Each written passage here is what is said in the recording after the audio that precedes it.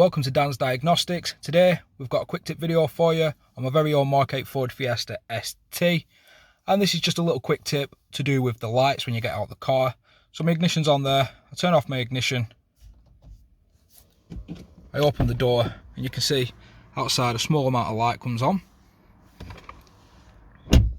However, if I put the ignition back on, when you turn the ignition off, if you actually flick high beam, pull it on, you can see there, you end up with much brighter light to get out.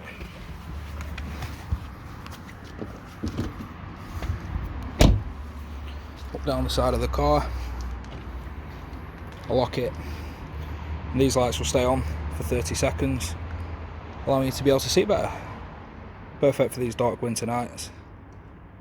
Hope it helps.